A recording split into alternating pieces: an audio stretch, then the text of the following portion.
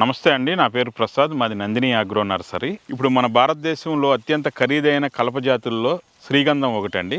ఈ శ్రీగంధం మొక్కలు పెంచడానికి రైతులు ప్రధానంగా ఎదుర్కొంటున్న సమస్య ఏంటంటే హోస్ట్ ప్లాంట్. యాక్చువల్గా ఈ శ్రీగంధం ఏంటంటే ఒక పరాన్న బుక్ అంటారు దీన్ని వృక్ష శాస్త్రంలో. అంటే ఇది పక్క చెట్టు వేరుల నుంచి ఆహారాన్ని తీసుకుని పెరిగిద్ది, కానీ స్వయంగా అన్ని రకాల మినరల్స్ని, న్యూట్రియంట్స్ని భూమి నుంచి డైరెక్ట్గా తీసుకోలేదన్నమాట.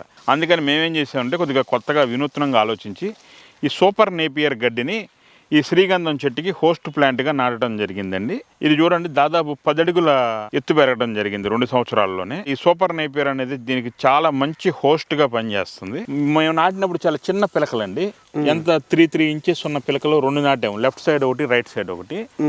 ఇది నాటి కూడా 2 years అవుతుంది దగ్గర దగ్గర. అంటే మిగతా హోస్టల్తో పోలిస్తే ఇది ఏ రకంగా బెనిఫిట్ అండి? చాలా రకాల హోస్టులు ఏంటంటే దీని పక్కన నాటినప్పుడు అవి చనిపోతాయి. దీనికి ఫుడ్ ఇచ్చినాక ఈ సూపర్ నేపియర్ ఇంకా గ్రో అవుతుంది తప్ప చనిపోవడం లేదు. ఒక పక్క శ్రీగంధం పెరుగుతుంది, ఇంకో విధంగా మనకి పశువులకి పశుగ్రాసం కూడా మన ఫామ్ లో తయారవుతుంది. ఇది 10-15 ఏళ్ళు కూడా శ్రీగంధంతో పాటు ట్రావెల్ చేస్తుందండి. అలాగే మన ఈ సూపర్ నేపియర్ తో పాటుగా ఏంటంటే శ్రీగంధం మొక్కకి మధ్యలో అన్నమాట మన గ్లైర్సిడియా కూడా నాటించడం జరిగింది.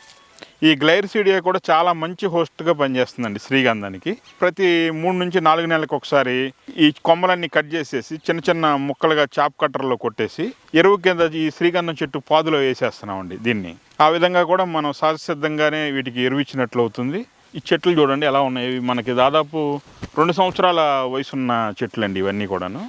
ఈ విధంగానే మనం ఈ తోటంతా నాటించి ఈ రైతుతో సాగు చేపిస్తున్నామండి. సహజంగా శ్రీగంధం మొక్కలు మనకి బతికే దాంట్లో చాలా తక్కువ శాతం బతుకుతూ ఉంటాయి. ఈ తోటలో వచ్చేటప్పటికల్లా మనం 95% మొక్కలు బతికించగలిగాము ఈ విధంగా హోస్ట్ పెట్టి. పెరుగుదలలో కూడా దాదాపు ఒక 85% ఎబోవ్ ప్లాంట్స్ కూడా మనకి బాగా గ్రోత్ రావడం జరిగింది. ఇలాగే మీరు ఈ కాండంలో చూసుకున్నట్లయితే దీని పెరుగుదల కూడా బాగుందన్నమాట. మెతక కాండం పెరిగేటప్పుడు గిడసబారిపోకుండా కాండంలో కూడా మంచి మెతక గుణం ఉందన్నమాట. గిడసబారినట్లయితే నల్లగా కనపడుతుంది అనమాట మనకి. ఇలా పెరిగేదే బ్రౌన్ కలర్లో ఉంటుంది. ఈ విధమైన జాగ్రత్తలు తీసుకుని కనుక రైతులు సాగు చేసుకున్నట్లయితే శ్రీగంధం చెట్లను పెంచడం చాలా సులభం అండి.